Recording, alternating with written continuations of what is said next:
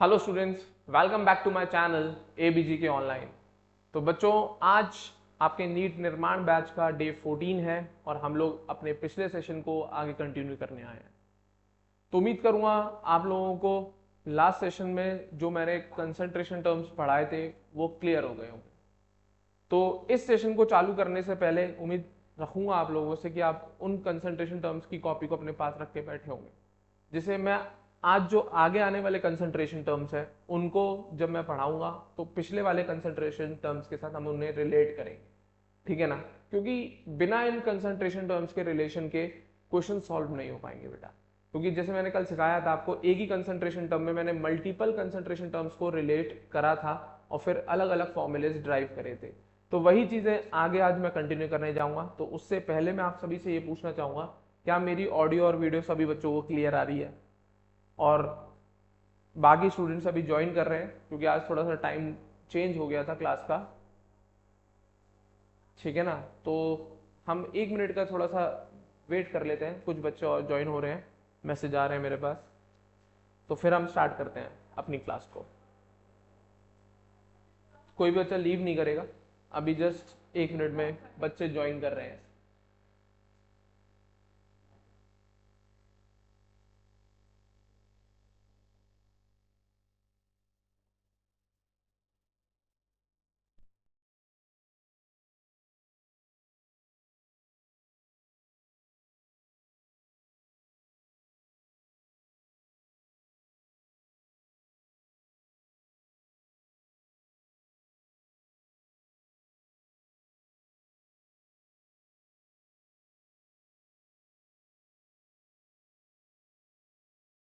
चलिए बच्चों, तो स्टार्ट करते हैं आज का सेशन, जिसमें मैं आपको सिखाने जाऊंगा molarity, normality, number of gram equivalent and how do molarity of ions and salts and dilution calculated. तो कैसे हम मोलैरिटी के आयंस, किसी आयन की मोलैरिटी कैसे निकालते हैं, ये सारी चीजें आज मैं इस सेशन में सिखाने जाऊंगा। तो मैं मोलैरिटी का फॉर्मूला आपको कल बता चुका हूं, एक बार मैं वापस से रिवाइज करा देता हूं जिससे हम आगे के फॉर्मूले सीख पाए। ठीक है? मोलैरिटी क्या था? Number of moles of solute present in पर लीटर या 1000 ml ऑफ सोल्यूशन। हाँ या ना? दैट इज मोलैरिटी बराबर Na upon B, A for solute, B for solvent. ठीक है? मैंने आपको पढ़ाते समय उल्टा कर दिया था, बी और ए। तो एक ही बात है, आपको पता होना चाहिए कि आप किसको सॉल्यूट मान रहे हो, किसको सॉल्वेंट। ए और बी मान के कर लेते हैं, कोई दिक्कत नहीं। Moles of solute upon volume of solution, time है लीटर में, इसकी वैल्यू 1 रख दो, 1 लीटर रख दो। तो मोलैरिटी किसके बराबर हो जाएगी? सल्यूट के मोल्स के बराबर हो जाएगी। किसके मोल्स के बराबर हो जाएगी? सल्यूट के मोल्स के बराबर। क्लियर है? हाँ या ना? वॉल्यूम को एमएल में करोगे तो 1000 का मल्टीप्लाई करना पड़ेगा आपको। किसका मल्टीप्लाई करना पड़ेगा बेटा? 1000 का। तो मोल्स का फॉर्मूला होता है W अपॉन एम, तो एन की जगह W अपॉन एम रख दीजिए, तो मोलैरिटी बराबर W upon M into 1000 upon B. मेरे ख्याल से यहाँ तक क्लियर होगा। ये मैं आपको कल सारी फॉर्मूले ड्राइव करके दिखा चुका हूँ। इसमें अगर हम मोलर मास को छुपा लें, बाकी हिस्से को देखें, तो इसी को मैं ग्राम पर लीटर स्ट्रेंथ का नाम भी देता हूँ। किसका नाम देता हूँ बच्चा पार्टी? ग्राम पर लीटर स्ट्रेंथ का। किसका नाम देता हूँ? ग्राम पर लीटर स्ट्रेंथ का। ठीक है? हाँ या ना? तो मोलैरिटी का एक और फॉर्मूला आ गया, एस अपॉन एम ए। क्या आ गया? S upon M A. Clear है? हाँ या ना? Gram per liter strength upon molar mass, gram per liter strength upon molar mass. ठीक है? आगे बढ़ते हैं। अब इसी ग्राम पर लीटर स्ट्रेंथ को हम वेट बाय वॉल्यूम के टर्म्स में भी लिख सकते हैं। तो मोलैरिटी बराबर percentage weight by volume into 10 upon M A. कोई दिक्कत नहीं होनी चाहिए। वेट बाय वॉल्यूम को वेट बाय वेट के टर्म्स में भी लिख सकते हैं। तो मोलैरिटी बराबर percentage weight by weight into D into 10 upon M A. मेरे ख्याल से यहाँ तक आपको सारी बातें क्लियर होंगी। ये मैं आपको कल के सेशन में करा चुका हूँ। ये मैं सारी बातें आपको कल के सेशन में करा चुका हूँ। क्लियर है बच्चों? आए ना? कोई दिक्कत किसी को? चलिए, बहुत बढ़िया। अब मैं आज बात करने जा रहा हूँ मोलैरिटी ऑफ आयन की। किसकी बात करने जा रहा हूँ बेटा? Molarity of ion. ठीक है? तो उससे पहले एक दो एग्जाम्पल है, वो आप नोट से खुद पढ़ के सॉल्व भी कर सकते हैं, तो भी आपको क्लियर हो जाएगा। जैसे एक एग्जांपल लिखा है, molarity of aqueous solution of sugar is 2 molar. इस लाइन का मतलब क्या है? इस लाइन का सीधा सीधा मतलब है कि 1 लीटर शुगर सॉल्यूशन में 2 मोल शुगर के प्रेजेंट है, दैट्स इट। आया ना, यही होती है मोलैरिटी कि 1 लीटर सॉल्यूशन में कितने मोल्स ऑफ सॉल्यूट है, मास ऑफ सॉल्यूट नहीं, मोल्स ऑफ सॉल्यूट, ठीक है। आया ना, कुछ क्वेश्चंस है उसी प्रकार से, आप मोलैरिटी का फॉर्मूला पुट करेंगे, आंसर निकल जाएगा। एक मैं सॉल्व करके दिखा दे रहा हूं, बाकी आप खुद ट्राई कर सकते हैं, ठीक है। एग्जाम्पल है, मोलैरिटी निकालनी है। 40 ग्राम NaOH को डिसॉल्व किया है 250 ml सॉल्यूशन में, आया ना।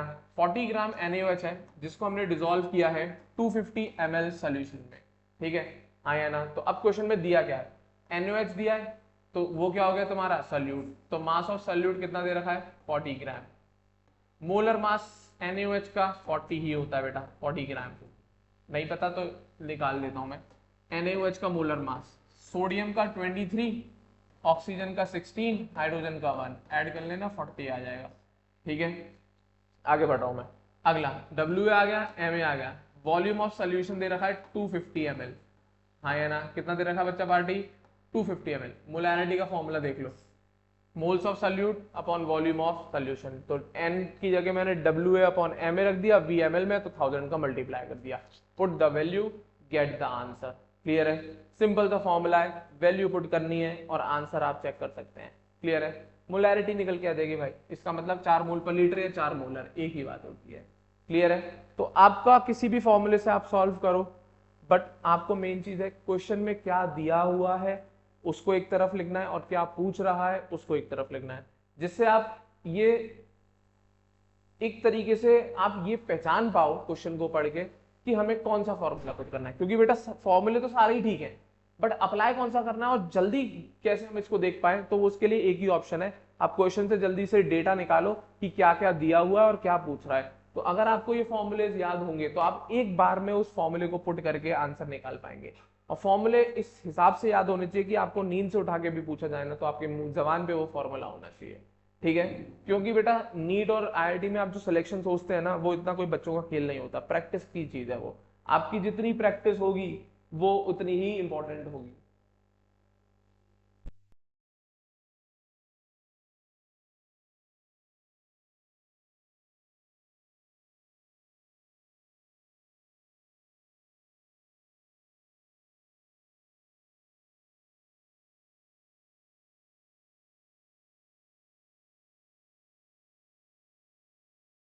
क्लियर होगा, ठीक है।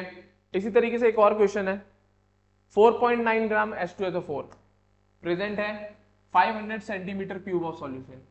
500 सेंटीमीटर क्यूब का मतलब हो गया 500 ml, किसी को कोई दिक्कत नहीं होनी चाहिए, ठीक है।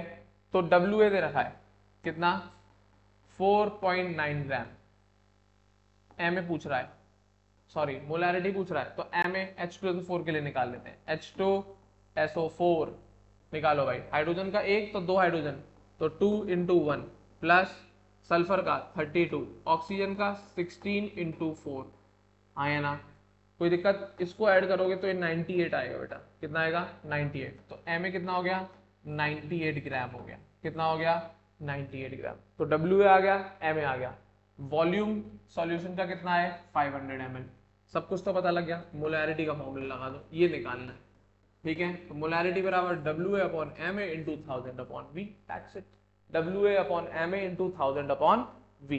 कोई दिक्कत आया ना, कोई दिक्कत नहीं होनी चाहिए। चलो मैं आगे, तो मोलैरिटी क्या है WA upon Ma into 1000 upon V, solve हो गए तो ये आपका 0.1 मोल पर लीटर या 0.1 मोलर आएगा निकल के। सिंपल फॉर्मूले पुट करने हैं आपको, फॉर्मूले में वैल्यू पुट करनी है, ठीक है, फॉर्मूले में वैल्यू पुट करनी है। चले आगे बढ़ते हैं, अब मैं नेक्स्ट टॉपिक पे आ रहा हूँ। ये तो आप क्वेश्चन सॉल्व कर पाएंगे, आपको नोट्स प्रोवाइड करा दिए गए, नहीं तो मैं वीडियो आगे कराता जा रहा हूँ, आप इनके क्वेश्चन सॉल्यूशन नोट करते चले, ठीक है। जिस भी को भी कोई भी सिंपल सा डाउट हो तो आप पूछ लीजिएगा। अभी ये सारे क्वेश्चंस आपके ऊपर मैंने जितने भी फॉर्मूले लिखाए हैं सब उन्हीं फॉर्मूलों पे बेस्ड क्वेश्चंस हैं ये, ठीक है। वीडियो पॉज कर करके इनके स्क्रीनशॉट ले लीजिएगा। चल रहा हूं मैं आगे, नेक्स्ट कुछ टर्म्स और बता रहा हूं मैं आप, ठीक है, तो उन टर्म्स को सुनना बेटा। कभी कभी क्वेश्चन में ऐसे टर्म्स यूज करता है, अमोलर सॉल्यूशन, जिसका मतलब होता है 1 मोलर का सॉल्यूशन। ये भी बोल देता है कि बाइमोलर सॉल्यूशन, जिसका मतलब होता है 2 मोलर सॉल्यूशन। कभी कभी क्वेश्चन में बोल देगा कि अ शुगर सेमी मोलर सॉल्यूशन दिया हुआ है शुगर का या किसी भी चीज का, तो इसका मतलब क्या होता है 1/2 मोलर।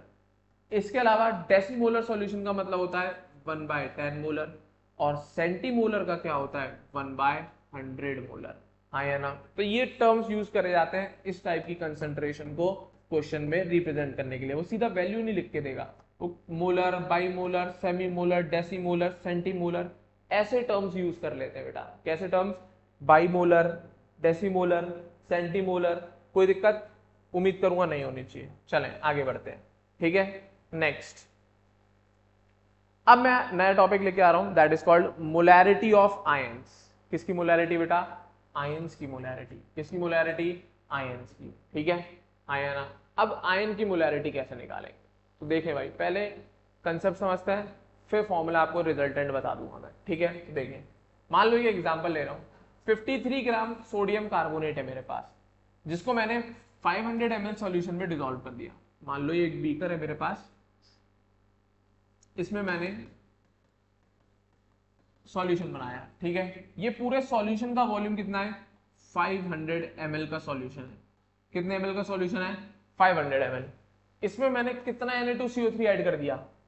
इसमें मैंने 53 ग्राम Na2CO3 इलेक्ट्रोलाइट है, डिसॉल्व कर दिया मैंने।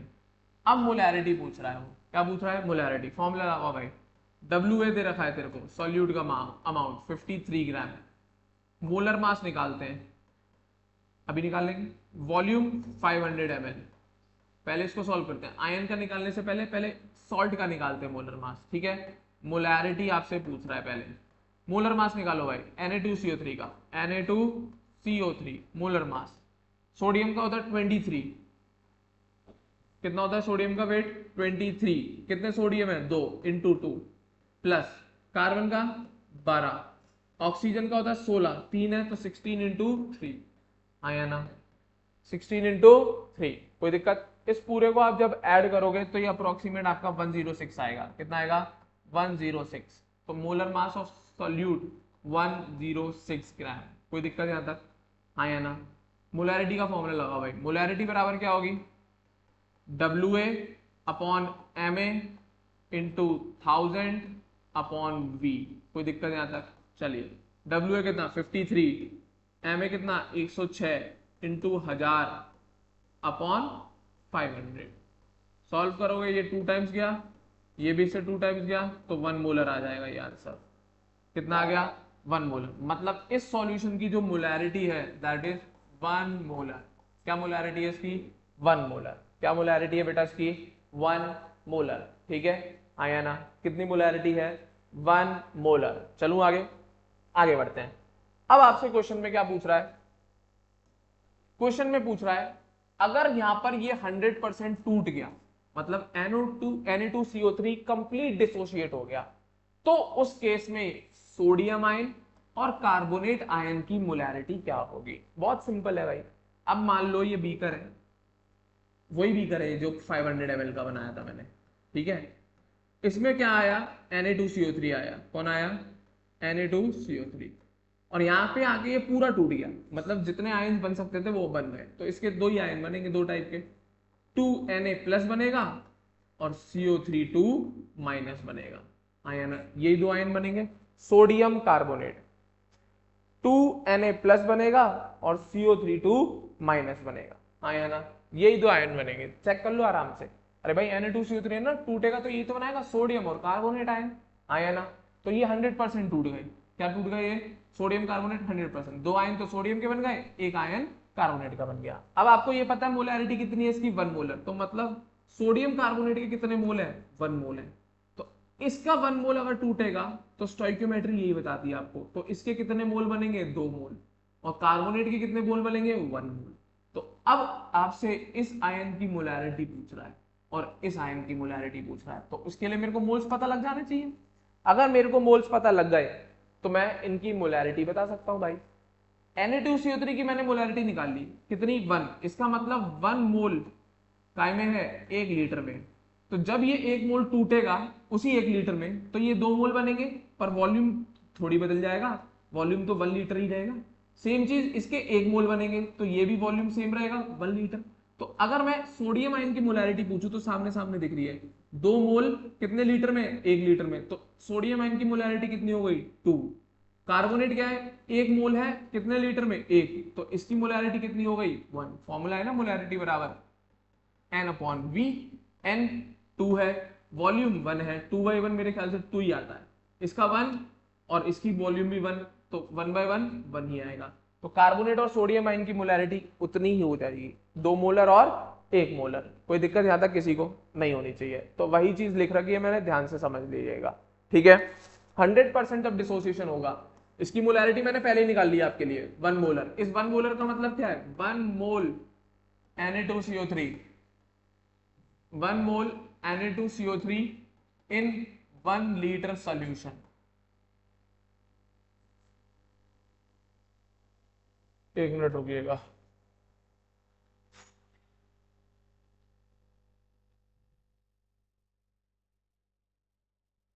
इसकी जो 1 मोलर है वापस से देख लेते हैं।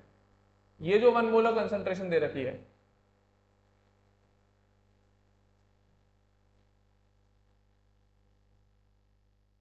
वापस से देखिएगा, ये जो 1 मोलर कंसंट्रेशन दे रखी है, इसका मतलब क्या है, 1 मोल Na2CO3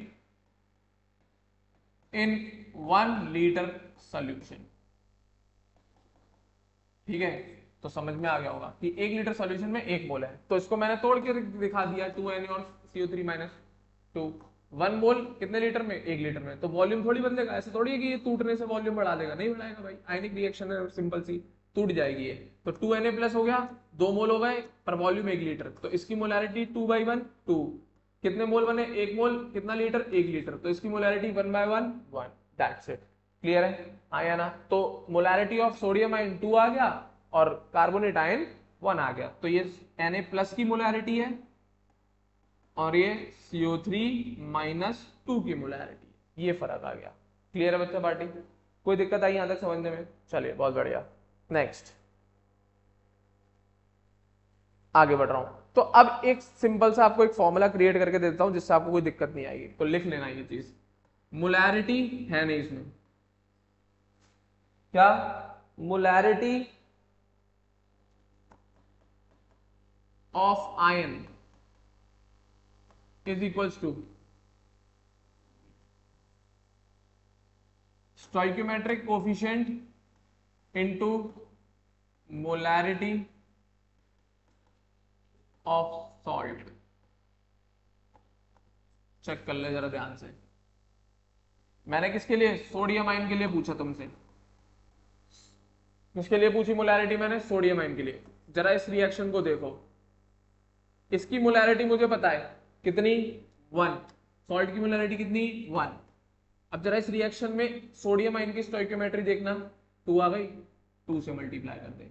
अब या तो तू इसे स्टोइकोमेट्रिक कोफिशिएंट बोल दे, या तो हम इसे स्टोइकोमेट्रिक कोफिशिएंट बोल दे, नहीं तो एक टर्म और यूज किया जाता है एटॉमिसिटी।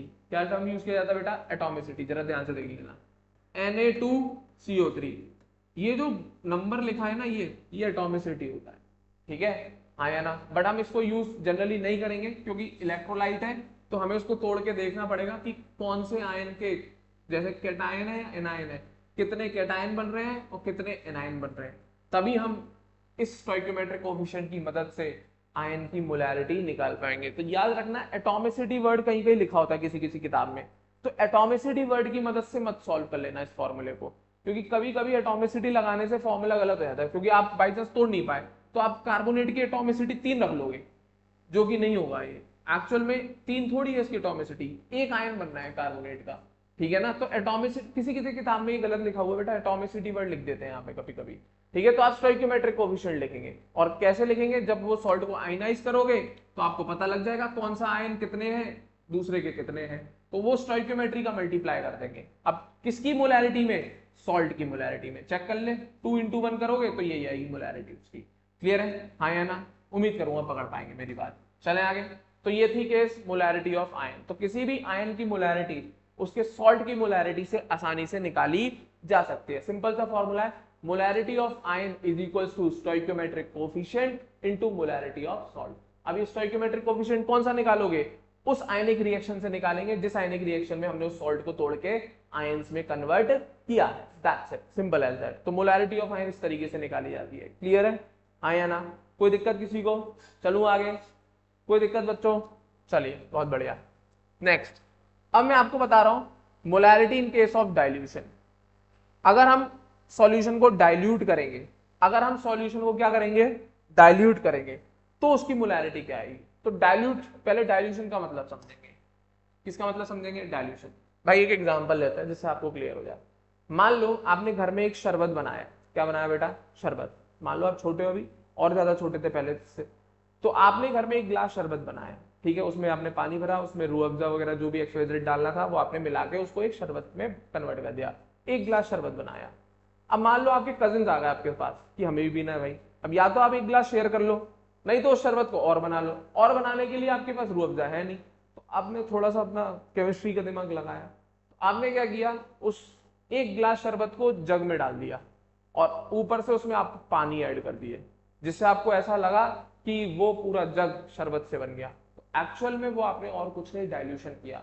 तो आपको तो ये लग रहा था कि उस शरबत के ग्लास में मैं पानी ऐड करूंगा तो शरबत और ज्यादा बन जाएगा, तो ऐसा नहीं होता। वो डाइल्यूशन का कंसेप्ट है। क्या है बेटा कंसेप्ट? वो डाइल्यूशन। भले ही वो वॉल्यूम बढ़ गया, पर एक्चुअल में जब आप उस जग के शरबत को टेस्ट करोगे तो वो आपको वो टेस्ट नहीं देगा जो पहले आपने उस गिलास में बना के रखा था। वो थोड़ा सा फीका हो जाएगा। सिंपल सा कंसेप्ट है। इसी कंसेप्ट को हम डाइल्यूशन कहते हैं बेटा। यही काम जब हम सॉल्ट्स के सॉल्यूशन के साथ करें या शुगर के सॉल्यूशन के साथ करेंगे तो इसी फिनोमेना को हम डाइल्यूशन का नाम देते हैं। किसका नाम दे देते हैं बेटा? डाइल्यूशन का। जैसे कि मान लो एक सॉल्यूशन है मेरे पास जिसकी कंसंट्रेशन कितनी है? m1। कितनी है बेटा? m1। और वॉल्यूम इसका मैंने ले रखा है v1। इसमें मैंने वाटर ऐड कर दिया। क्या ऐड कर दिया मैंने इसमें? वाटर। और इसको मैं वाटर ऐड करने के बाद मैंने इसका वॉल्यूम पहुंचा दिया यहाँ तक। इसमें कम बना हुआ है तो मैं और ऐड कर दे रहा हूँ। भाई पहले तो वॉल्यूम कितना था? v1 था। अब मैंने पानी ऐड करा है। क्या ऐड किया है? पानी। केवल पानी ऐड किया है, तो इसका वॉल्यूम मैंने कहां तक पहुंचा दिया? v2 तक। अब मैं इस सॉल्यूशन की ये पूछ रहा हूँ मोलैरिटी कितनी होगी बेटा? मैं केवल इतना पूछ रहा हूँ कि इस सॉल्यूशन की मोलैरिटी कितनी होगी। तो ये कंसेप्ट आता है molarity in case of dilution. Normal से अकल लगाना थोड़ा। मान लेता हूं मैं एक एग्जांपल के तौर पे, मेरे पास एक बीकर है, v1 वगैरह सबकी मैं वैल्यू दे रहा हूं। इसमें मैंने 1 लीटर सॉल्यूशन बनाया। कितना सॉल्यूशन बनाया? 1 लीटर। इस 1 लीटर में मैं NaCl मिला दे रहा हूं। क्या मिला ले रहा हूं? NaCl। और NaCl के मैं मिला रहा हूं 58.5 ग्राम। कितना मिला रहा हूं? 58.5 ग्राम NaCl मिला रहा हूं मैं। कितना मिला रहा हूं बेटा? 58.5 ग्राम NaCl। कोई दिक्कत? हाँ या ना? इस 1 लीटर के सॉल्यूशन में मैंने कितना NaCl मिला लिया है? 58.5 ग्राम। कंसंट्रेशन आप आसानी से निकाल सकते हो। अभी मैं कुछ नहीं बता रहा। अभी मान लो यार निकाल लो ना, फॉर्मूला दे तो रखा है। अब इसके अगर मैं मोल्स बोलूं तो 1 मोल हो गया है। 1 मोल NaCl हो गया। कितना NaCl मिलाया मैंने? 1 मोल NaCl। तो 1 मोल है 1 लीटर में, तो मोलैरिटी 1 हो गई। अब मैंने क्या किया? इसमें बाहर से लाया और मैंने पानी ऐड कर दिया। क्या ऐड कर दिया? वाटर। और इस वाटर को ऐड करने के बाद मैंने इसका वॉल्यूम बढ़ा के कितना कर दिया? 2 लीटर कर दिया। अभी वॉल्यूम कितना कर दिया मैंने? 2 लीटर। ठीक है। क्या मैंने इस 2 लीटर को बनाने के लिए केवल पानी तो ऐड किया? क्या मैंने NaCl ऐड किया? आया ना? अब भी मोल ऑफ NaCl इसमें देखोगे आप, मोल्स ऑफ NaCl देखोगे वो तो सेम ही रहेंगे। अकल लगाओ थोड़ा थोड़ी सी। मैंने केवल क्या ऐड किया? इसमें पानी ऐड किया है। अगर NaCl मैंने केवल पानी ऐड किया ना भाई इस सॉल्यूशन में, NaCl तो ऐड नहीं किया, तो क्या मोल्स में कोई चेंज आएगा सॉल्यूट के? नहीं। बट वॉल्यूम बढ़ गया। ध्यान से देखो, 1 लीटर की जगह अब कितना है? 2 लीटर। मोल्स वही है पर वॉल्यूम तो चेंज हुआ ना, पानी तो ऐड किया ना। तो इस वॉल्यूम के चेंज होने से फर्क क्या पड़ेगा भाई? मोलैरिटी बदल जाएगी। तो मोलैरिटी का फॉर्मूला लगा दे वापस। मोल्स कितने हैं? 1। वॉल्यूम कितना है? 2।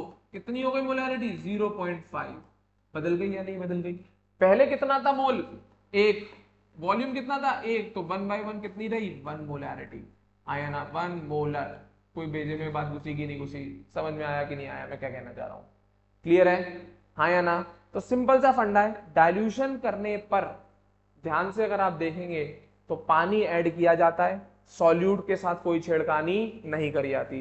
तो सॉल्यूट के साथ अब जब कोई छेड़खानी नहीं करोगे तो सॉल्यूट के पहले सॉल्यूशन में जितने मोल्स थे उतने ही मोल्स आपको दूसरे सॉल्यूशन में भी मिलेंगे।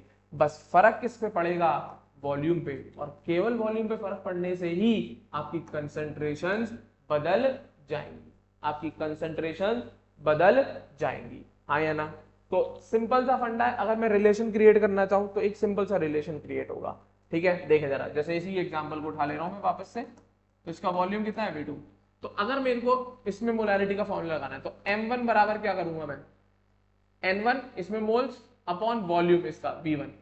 तो N1 की वैल्यू क्या आएगी, M1 इंटू V1। पिछले एग्जांपल को उठा लो, उसमें N1 की वैल्यू मैंने तुम्हें कितनी दी हुई थी, 1 मोल दिया होता है, 1 मोल NaCl था। वापस से V2 मान लेना यार, ये मैंने पिछले एग्जांपल, चलो मैं नहीं लिख रहा हूँ इसको, N1 ऐसे ही है, ठीक है, नहीं तो आप कहोगे सर 1 मोल कहां से ले आया तुम। 1 मोल पिछले एग्जांपल की बात कर रहा हूं मैं, जिसमें दिया था मैंने तुम्हें भी, है ना। दूसरा केस, अब इसकी कंसंट्रेशन का फॉर्मूला, मोलैरिटी बराबर दूसरे केस में moles N2 upon V2। N2 बराबर क्या हो जाएगा, मोलैरिटी इनटू वॉल्यूम M2V2। कोई दिक्कत है या नहीं, हाँ या ना?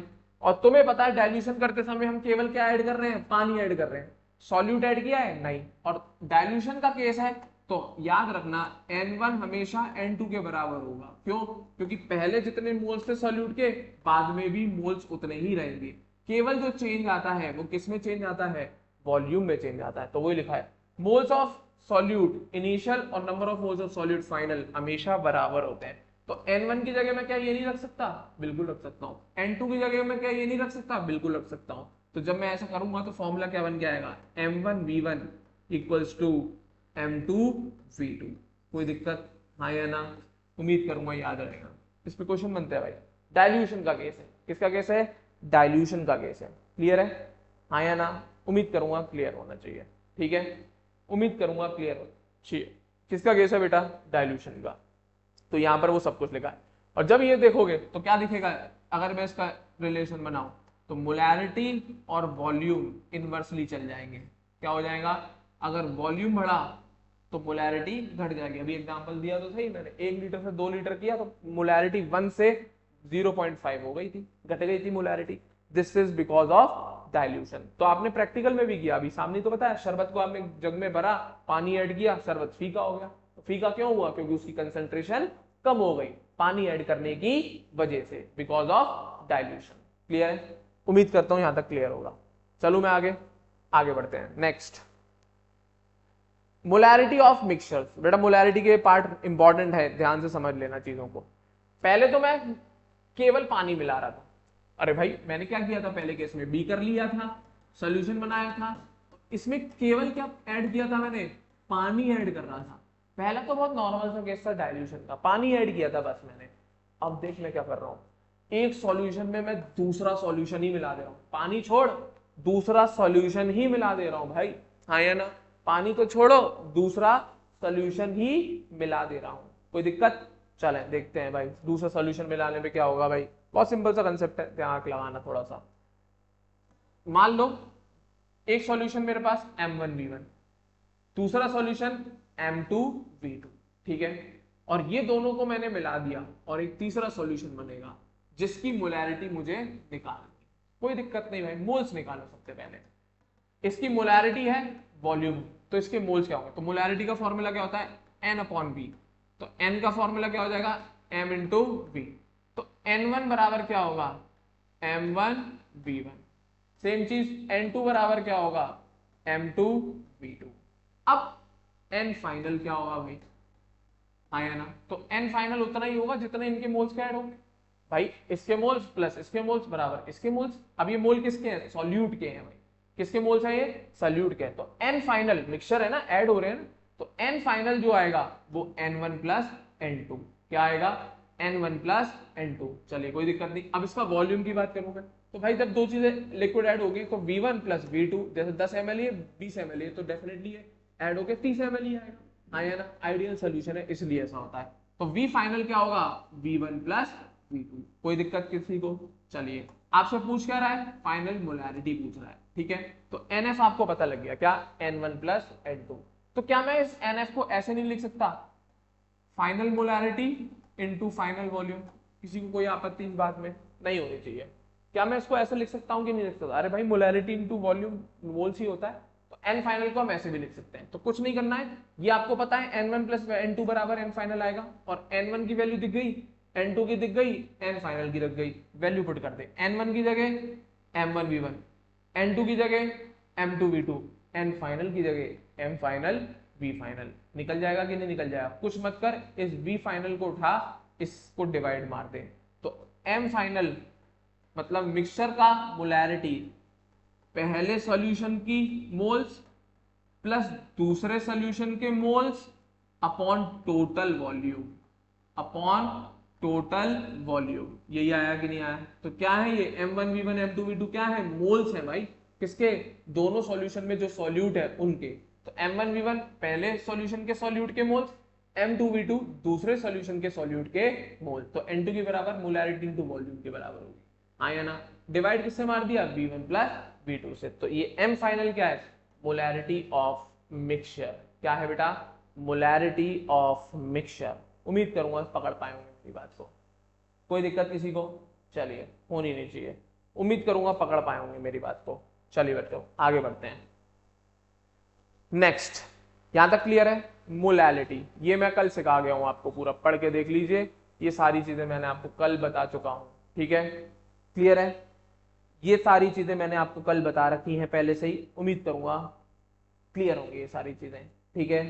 हाँ या ना? उम्मीद करूंगा ये सारी बातें आपको क्लियर होंगी। यार ये सब बता चुका हूं मैं कल आपको। अगर आपने कल का लेक्चर नहीं लिए हैं तो आप पहले उसको सुनिए, फिर इसको पढ़िएगा, क्योंकि दिक्कत आप ही के लिए ही है, क्योंकि कंसेप्ट ही पुराना वाला है, पिछले वाले से रिलेशन है। मैंने कल भी बोला था कि पढ़ के रखना इस चीज को, क्योंकि वही चीज आज रिपीट कर रहा हूं मैं सारी चीजें। मोलैरिटी क्लियर है? तो ये मोलैरिटी डाइल्यूशन का आज नया सिखाया मैंने आपको, सॉल्ट का सिखाया, मतलब आयंस का सिखाया, और इसके अलावा मिक्सचर जब क्रिएट होता है, दो मिक्सचर को हम मिला देते हैं तो जो फाइनल मिक्सचर बन के आता है, या दो सॉल्यूशन को जब हम मिला देते हैं तो एक फाइनल मिक्सचर बन के आता है, उसकी मोलैरिटी क्या होती है। क्लियर है? हाँ या ना? उम्मीद करूंगा क्लियर होनी चाहिए सारी बातें, ठीक है? उम्मीद करूंगा क्लियर होनी चाहिए सारी बातें। तो यहां तक उम्मीद करूंगा आपको पक्का डेफिनेटली आ गई होंगी सारी चीजें। नेक्स्ट, इसके आगे बढ़ने से पहले कुछ क्वेश्चंस हैं, उसको और देख लीजिएगा, वो सारी चीजें आपको क्लियर हो जाएंगी, ठीक है? हाँ या ना? एक एग्जांपल दे रखा है, मोलैलिटी। मोलैलिटी का फॉर्मूला क्या है? मोल्स ऑफ सॉल्यूट इन पर केजी वेट ऑफ सॉल्वेंट। इकलौती यही कंसंट्रेशन थी जिसमें हम सॉल्यूट और सॉल्वेंट को कंपेयर करते हैं, ठीक है बच्चा पार्टी? जैसे कि एक मान लो क्वेश्चन दिया हुआ, molality of aqueous HCl solution is 3 molar, 3 molal, sorry 3 molal, ठीक है? तो इसका मतलब क्या है? इसका मतलब ये है बेटा कि 3 मोल, कितने मोल? 3 मोल HCl मिले हैं 1 किलोग्राम पानी में। इसका मतलब ये है, तो ये 1 किलोग्राम पानी सॉल्यूशन का वॉल्यूम नहीं है, सॉल्वेंट का वॉल्यूम है। किसका है बेटा? सॉल्वेंट का वॉल्यूम है। चलिए, बहुत बढ़िया, आगे बढ़ते हैं। क्वेश्चन भी दे रखा है, फाइंड दी मोलैलिटी। क्या दे रखा है क्वेश्चन में? Find the molality. अब यहां पे बहुत तगड़ी चीज दे रखी है क्वेश्चन में, देखो जरा। 20 ग्राम NaOH डिसॉल्व कर रखा है 100 ग्राम सोल्यूशन में। मोलैलिटी पूछ रहा है मक्कार, और सॉल्यूशन दे रखा है। मक्कार क्या, मैं ही बता रहा हूं, हाँ या ना? सॉल्यूशन दे रखा है, ठीक है? तो आपको मोलैलिटी निकालने के लिए क्या सॉल्यूशन का मास चाहिए? नहीं, किसका मास चाहिए आपको? सॉल्वेंट का। तो अब वो कैसे निकलेगा? बहुत सिंपल है भाई, अकल लगाना। 20 ग्राम NaOH आपको क्या दे रखा है? WA कितना? 20 ग्राम, ठीक है? हाँ या ना? अब मोलैलिटी का फॉर्मूला पहले लिख दो। मोलैलिटी बराबर moles of solute N upon WB KG में। Na को ओपन करके कैसे लिखोगे? WA upon MA into 1000 upon WB। कोई दिक्कत किसी को? ये ग्राम में हो जाएगा। अरे भाई हाँ या ना? तो WA क्वेश्चन में 20 ग्राम है, W दे रखा है क्वेश्चन में 100 ग्राम। जरा बताओ, WB नहीं निकल पाएगा? बिल्कुल निकल जाएगा। W बराबर WA प्लस WB। सॉल्यूशन का जो मास होगा वो सॉल्यूट प्लस सॉल्वेंट के बराबर ही तो होगा। ये दे रखा है 100, WA दे रखा है 20, तो WB कितना आ गया आपका? 80 आ गया। तो WB कितना हो गया आपके लिए? 80 ग्राम। क्लियर है? हाँ या ना? कितना हो गया? 80 ग्राम। तो WB की वैल्यू यहाँ रखना, WA की वैल्यू यहाँ रखना, मोलर मास NaOH का निकाल लो, NaOH का Ma, सोडियम का 23, ऑक्सीजन का 16, H का 1, ऐड करोगे 40 आएगा ये। तो Ma की वैल्यू कितनी हो गई 40। Answer, put the value, get the answer. कोई दिक्कत किसी को किसी प्रकार की? हाँ या ना? उम्मीद करूंगा पकड़ पाए होंगे मेरी बात को। चलिए बहुत बढ़िया। नेक्स्ट, सेम इसी तरीके से अब क्वेश्चन में क्या है, 0.85 gram ammonia dissolve in 100 ml solution. अब वॉल्यूम दे रखा है सॉल्यूशन का। If molality, find the molality if density of solution is 1.2 ग्राम। तो कोई दिक्कत नहीं भाई, वॉल्यूम दे रखा है, सॉल्यूशन की डेंसिटी दे रखी है, तो सॉल्यूशन का मास आ जाएगा। तो मास ऑफ सॉल्यूशन W बराबर क्या हो गया 100 इंटू 1.2, तो मतलब 120 ग्राम। तो W आ गया, WA है, ये क्या दे रखा है WA। क्या W भी नहीं निकाल पाओगे, 120 में से ये घटा लेना, हाँ या ना? 120 में से इसको घटा लेना, W भी आ जाएगा। तो वही चाहिए था, WA है, अमोनिया का Ma निकाल लेना, WE तुमने इसकी मदद से निकाल लिया, 1000 का ही तो मल्टीप्लाई करना है यार। कोई दिक्कत किसी को? चलें आगे, उम्मीद करूंगा यहां तक क्लियर होगा। हाँ या ना बच्चा पार्टी? तो ये आपका मोलैलिटी भी कंप्लीट होता है, ठीक है। ये सारी चीजें मैंने बता दी आपको। अब इस सेशन को हम यहीं तक रख रहे हैं, क्योंकि इसमें मेन मेन पार्ट मैंने आपको करा दिया है। अब नया टॉपिक चालू कर पाऊंगा मैं कल से ही, क्योंकि आज थोड़ा लेट भी हो गई है मेरी क्लास, नहीं तो आपका जो बायो का टॉपिक है वो रह जाएगा बेटा, ठीक है। तो इस सेशन को आज इतना ही रखते हैं, और आज आपका टेस्ट था जो कि हम लोगों ने कल के लिए पोस्टपोन कर रखा है। क्यों? क्योंकि कल आपकी क्लास ऑफ रहती है, तो मैंने ये सोचा कि आज की क्लास आपकी मिस ना हो, जिससे आप कल तो वैसे भी टेस्ट की प्रिपरेशन कर ही ली होगी 3 दिनों के अंदर, तो आज और एक बार रिवाइज कर लेना, तो आप कल फ्री टाइम में अपना टेस्ट देके बढ़िया से सॉल्व कर लीजिएगा। और बच्चों, एक बार टेस्ट का लिंक आने के बाद आप लोग बार बार रिक्वेस्ट मत किया करिए कि टेस्ट का लिंक वापस भेज दीजिए। आपको एक प्रॉपर टाइम बता दिया जाता है टेस्ट का, तो आप उसी टाइम पे ही लिंक ओपन करके देख लीजिएगा, क्योंकि फिर हमारी टीम के लिए भी बड़ी दिक्कत होती है, क्योंकि आपको बार बार सेम लिंक रिपीट करके भेजना, तो कोई कोई बच्चा क्या करता है, एक ही टेस्ट को 2-2 3-3 बार सबमिट कर देता है, तो वो चीज़ सही नहीं है, ठीक है। या तो आप ईमानदार रहिए कि आप मल्टीपल टाइम सबमिट ना करें, ठीक है। बट अगर आप आगे से ऐसा हुआ तो वो चीज़ गड़बड़ है, फिर आपको ग्रुप से हटा दिया जाएगा, ठीक है। तो आप लोग जिस टाइम पे आपको टेस्ट का टाइम बताया था उसी टाइम पे टेस्ट के लिंक को ज्वाइन करिएगा।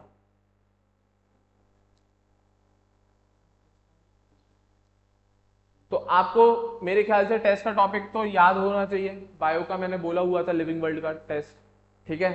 तो आज शायद होपफुली आपकी फिजिक्स की क्लास भी होगी, तो उसमें आपका टॉपिक कंप्लीट हो जाएगा, तो आपका कल फिजिक्स का भी एक टेस्ट शेड्यूल कर दिया जाए, कल नहीं तो संडे को, जिससे आप लोग तैयार करके बैठिएगा उसे। उसी ग्रुप पे, टेलीग्राम ग्रुप पे जिसमें आप एडेड हैं, व्हाट्सएप ग्रुप पे एडेड हैं, उन्हीं पर ही ये टेस्ट के लिंक प्रोवाइड कराए जाएंगे।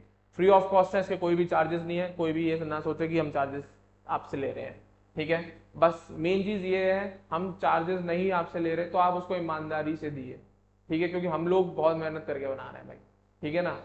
हाँ या ना? मेरी पूरी हम लोग की टीम लगी हुई है, हम लोग ध्यान से देख दाख के उसे बना रहे हैं, तो आप उसको ईमानदारी से दीजिए और बढ़िया से रिजल्ट निकालिए। आप ही के लिए बनाई जा रही हैं सारी चीजें, मैं अपने लिए नहीं कर रहा हूँ ये सब, ठीक है ना? तो इसको थोड़ा सीरियसली करिए काम, और अपने कंसेप्ट को स्ट्रॉन्ग करिए, ठीक है। चलिए नेक्स्ट क्लास में मिलते हैं बच्चों, बायो की।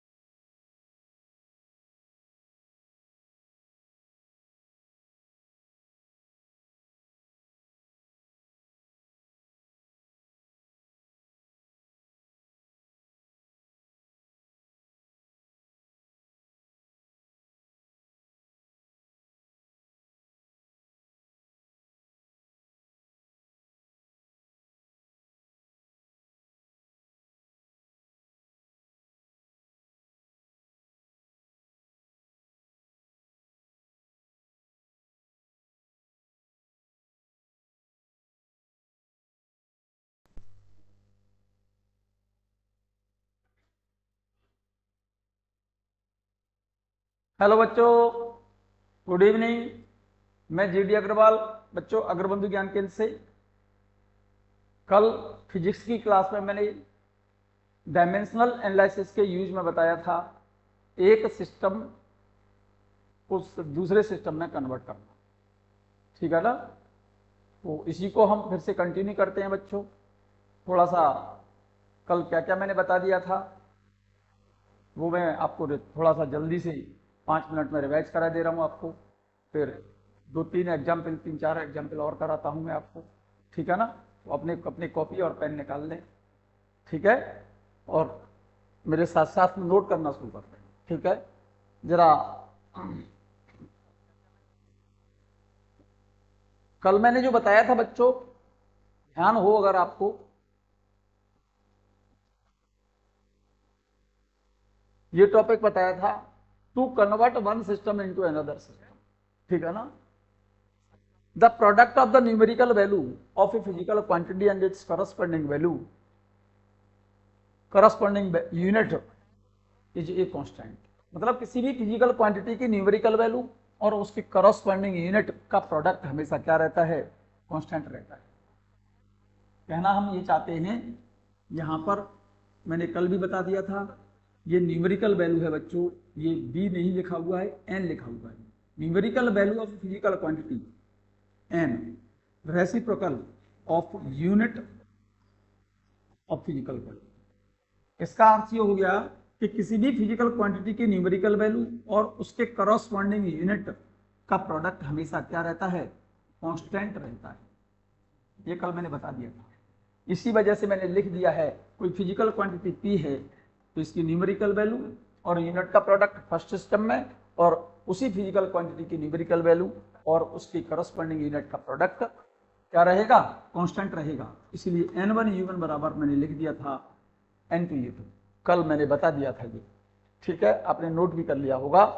चलिएगा, P यहाँ पर फिजिकल क्वांटिटी है, n1 फर्स्ट सिस्टम में न्यूमेरिकल वैल्यू है, n2 सेकंड सिस्टम में न्यूमेरिकल वैल्यू है, u1 फर्स्ट सिस्टम में फिजिकल क्वांटिटी की यूनिट है, u2 सेकंड सिस्टम में फिजिकल क्वांटिटी की यूनिट है। n1 u1 बराबर n2 u2, इसको हम लिखेंगे n1 तो फिजिकल क्वांटिटी की फर्स्ट सिस्टम में न्यूमेरिकल वैल्यू है, यूनिट को लिखा है मैंने m l और t के टर्म में, m1 l1 t1, मास लेंथ और टाइम की यूनिट लिखी है फर्स्ट सिस्टम में, और m2 l2 t2 second system में मास लेंथ और टाइम की यूनिट्स लिखी हुई है मैंने, और n2 यहाँ पर सेकंड सिस्टम में फिजिकल क्वांटिटी की न्यूमेरिकल वैल्यू है। फर्स्ट सिस्टम में मास लेंथ और टाइम और सेकंड सिस्टम में मास लेंथ और टाइम दोनों की डायमेंशन सेम होगी। यहाँ पर मास की डायमेंशन a लिखी है तो सेकंड सिस्टम में भी मास की डायमेंशन a ही लिखेंगे, क्योंकि फिजिकल क्वांटिटी तो सेम है। तो फिजिकल क्वांटिटी की सिस्टम चेंज करने पर उसकी डायमेंशन चेंज नहीं होती। तो यहाँ पर मास की डायमेंशन a है फर्स्ट सिस्टम में, तो सेकंड सिस्टम में भी मास की डायमेंशन a ही होगी। लेंथ की डायमेंशन b है तो सेकंड सिस्टम में भी लेंथ की डायमेंशन b होगी। टाइम की फर्स्ट सिस्टम में डायमेंशन c है तो सेकंड सिस्टम में भी डायमेंशन c होगी। तो according to this relation formula बन गया, सेकंड सिस्टम में न्यूमेरिकल वैल्यू निकालनी है अगर हमको, n1 m1 by m2 की power a, l1 by l2 की power b, t1 by t2 की पावर c। मैंने कल नोट करके दे दिया था, दिखा भी दिया था बच्चों आपको, आपने नोट भी कर लिया होगा। m1 l1 t1 physical quantity की फर्स्ट सिस्टम में फंडामेंटल यूनिट्स हैं मास लेंथ और टाइम की, सेकंड सिस्टम में मास लेंथ और टाइम की यूनिट m2 l2 t2 लिखी हुई है, लिख लिया है। a b एंड c ये डायमेंशंस हैं मास लेंथ और टाइम। क्लियर है? ये क्वेश्चन मैंने कल करा दिया था। We consider the physical quantity force, its unit is newton. SI system में क्या लिखी हुई है, न्यूटन। तो सीजीएस सिस्टम में हमको इसकी यूनिट क्या है, डाइन है, तो हमको कन्वर्ट करना है एक न्यूटन में कितने डाइन्स होंगे, ठीक है नहीं, एक न्यूटन कितने डाइन्स के बराबर होगा, इसको मैंने आपको कल सॉल्व करके दिखा दिया था। यहां से n2 equal to n1 m1 by m2 की power a, l1 by l2 की power b, t1 by t2 की पावर c। क्लियर? तो कल आपने नोट कर लिया होगा, ये सही कर लिया था ना सबने, ठीक है। n1 फर्स्ट सिस्टम में न्यूमेरिकल वैल्यू है, सेकंड सिस्टम में न्यूमेरिकल वैल्यू पता करनी है। फोर्स की डायमेंशनल, फोर्स का dimensional formula m1 l1 t-2 है, a की वैल्यू 1 हो गई, b की वैल्यू 1 है और c की वैल्यू -2 है। क्लियर। मास की यूनिट फर्स्ट सिस्टम में ऐसा ही सिस्टम लिया है तो मास को किलोग्राम में लिखेंगे, लेंथ को मीटर में लिखेंगे, टाइम को सेकंड में लिखेंगे। क्लियर है। सेकंड सिस्टम में सीजीएस सिस्टम बनाया हुआ है आपने, तो मास को आपने ऐसा ही सिस्टम में किलोग्राम लिखा है तो सेकंड सिस्टम सीजीएस सिस्टम में मास को ग्राम में लिखेंगे, लेंथ को मीटर में लिखा है तो सीजीएस सिस्टम में लेंथ को सेंटीमीटर में लिखेंगे। टाइम एसआई सिस्टम में और सीजीएस सिस्टम में दोनों में ही टाइम की यूनिट सेकंड होती है बच्चों। तो अब ये वैल्यू सब्स्टिट्यूट कर देंगे तो यहाँ पर आपका रिजल्ट आ गया था N2 की वैल्यू आ गई थी 10⁵। यहाँ तक आपने कल नोट कर लिया था। इसका सेंस ये हो गया 1 न्यूटन में 10⁵ टाइम्स होती है। क्लियर।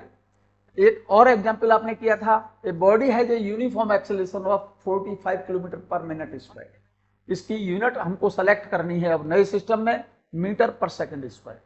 मतलब फर्स्ट सिस्टम में लेंथ को मीटर में मेजर किया है और टाइम को मिनट में, सेकंड सिस्टम में लेंथ को मीटर में ही चाहता है और टाइम को सेकंड में चाहता है, तो उस केस में एक्सेलरेशन इसका कितना होगा। एक्सेलरेशन का डायमेंशनल फॉर्मूला m0L1t-2। फॉर्मूले में वैल्यू सब्स्टिट्यूट करेंगे, n1 की जगह पर क्या लिखा जाएगा 45, n2 की वैल्यू फाइंड करनी है। डायमेंशनल फॉर्मूला m0L1t-2 है तो a की वैल्यू 0 हो गई, b की वैल्यू 1 है, c की वैल्यू -2 है। क्लियर। फर्स्ट सिस्टम में लेंथ को किसमें नापा है उसने मीटर किलोमीटर में, टाइम को नापा है मिनट में। सेकंड सिस्टम में डिस्टेंस को मीटर में नापना चाहता है और टाइम को सेकंड में नापना चाहता है। तो जरा गौर से देखिएगा, वैल्यू सब्स्टिट्यूट कर रहा हूं मैं। n1 की वैल्यू 45 हो गई, मास उसमें है नहीं क्योंकि a की वैल्यू 0 है, तो m1/m2 की पावर a लिखा है ना, a की वैल्यू 0, L1/L2 की पावर 1, T1/T2 की पावर -3, c की वैल्यू -2 है यहाँ पर, ये रही। क्लियर। अब क्योंकि मास नहीं है, इसकी पावर 0 है तो इसकी वैल्यू 1 लिखेंगे। ये 45 एज इट इज लिख दिया है मैंने।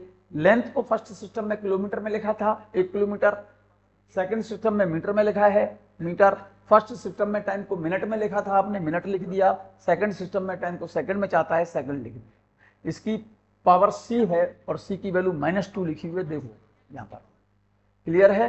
अब कन्वर्ट करिए 1 किलोमीटर में मीटर बनाएंगे तो 1000 मीटर, ये मीटर है। मिनट को सेकंड बनाएंगे तो 60 सेकंड, ये सेकंड लिखा हुआ है, इसकी पावर -2। क्लियर।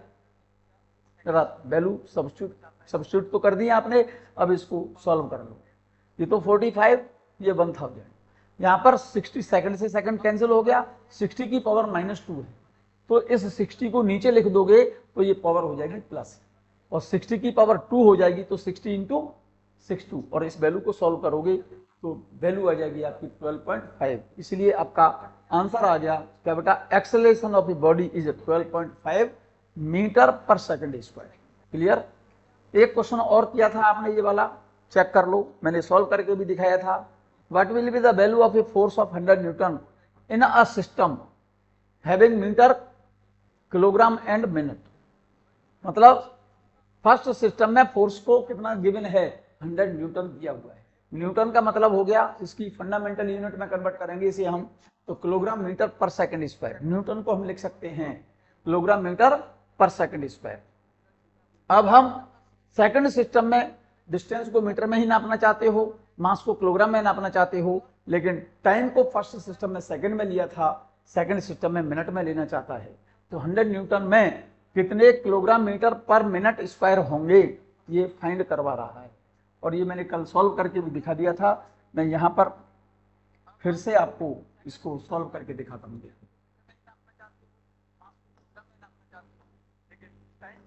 आपको गिवन जो वैल्यू है 100 न्यूटन, न्यूटन का मतलब हो गया 100 किलोग्राम मीटर पर सेकंड स्क्वायर। अब वो वैल्यू चाहता है ये न्यूमेरिकल वैल्यू सेकंड सिस्टम में, ठीक है ना, लेकिन मास को किस में मेजर कर रहा है, वो किलोग्राम में, डिस्टेंस को मीटर में ही मेजर कर रहा है। ये सेकंड स्क्वायर है बच्चों। यहाँ पर नया सिस्टम में टाइम को मिनट में दे लेना चाह रहा है, मिनट स्क्वायर। ठीक है। n1 की वैल्यू कितनी हो गई 100, n2 की वैल्यू फाइंड करनी है, ठीक है। डायमेंशनल फॉर्मूला फोर्स का क्या होता है, N1L1T-2। क्लियर। यहाँ से ए की वैल्यू कितनी हो गई 1, बी की वैल्यू 1, सी की वैल्यू -2। क्लियर। अब फॉर्मूले में वैल्यू पुट कर रहा हूं मैं, N2 = N1 M1/M2 की पावर A, L1/L2 की पावर B, T1/T2 की पावर C। ठीक है। N1 कितना है 100 लिखा हुआ है ऊपर, चेक कर लीजिएगा। मास को पहले भी किलोग्राम में लिखा है, अब भी किलोग्राम में लिखा है। M1 को किलोग्राम, M2 को भी किलोग्राम। इसकी पावर ए की वैल्यू 1 है। L1 पहले भी मीटर लिखा हुआ है, अब भी मीटर लिखा हुआ है नई सिस्टम में। ठीक है। बी की वैल्यू 1, बी की वैल्यू P1 पहले किस में लिखा हुआ था, सेकंड में, अब किस में चाहता है वो, मिनट में। इसकी पावर सी की वैल्यू कितनी है -2। क्लियर। 100 किलोग्राम से किलोग्राम, मीटर से मीटर कैंसिल।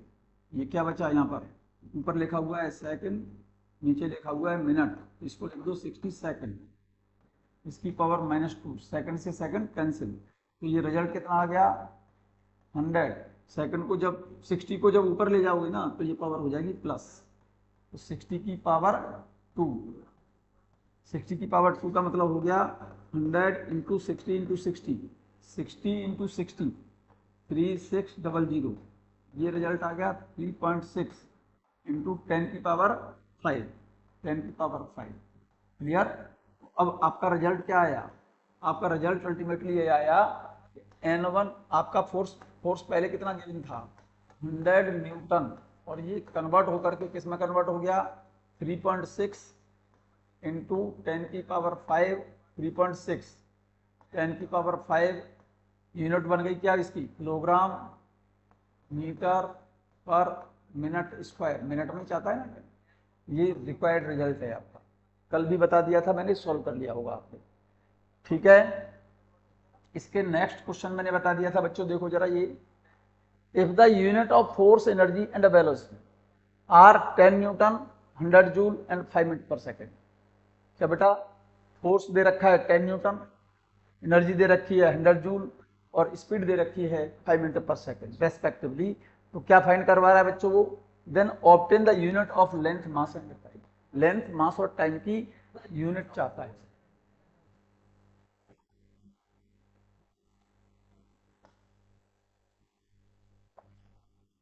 चलिए लिख लिया क्वेश्चन। फोर्स कितना गिवन था बेटा 10 न्यूटन, एनर्जी कितनी गिवन है 100 जूल, स्पीड कितनी गिवन है 5 मीटर पर सेकेंड। तो आपको वैल्यू चाहता है किसकी, mass, unit of length, mass and time. तो मैंने सॉल्व किया था, ध्यान करो। फोर्स mLT-2 क्वेश्चन में गिवन है 10 Newton, energy mL2T-2, dimensional formula लिख दिया मैंने ml और t के टर्म में, ये गिवन है 100 जूल। स्पीड LT-1, स्पीड दे रखी है 5 मीटर पर सेकेंड। इक्वेशन डाल दो first second third, second equation को फर्स्ट से डिवाइड कर दो, mL2T-2 इसको इससे डिवाइड किया है, mL2 100/10, m cancel, T-2 cancel, एक L कैंसिल, तो यहाँ से L की वैल्यू आ गई 10 मीटर।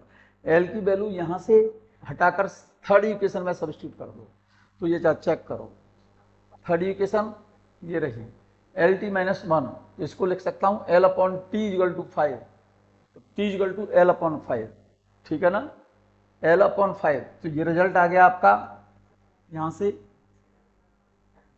ये बहुत परेशान कर रही है।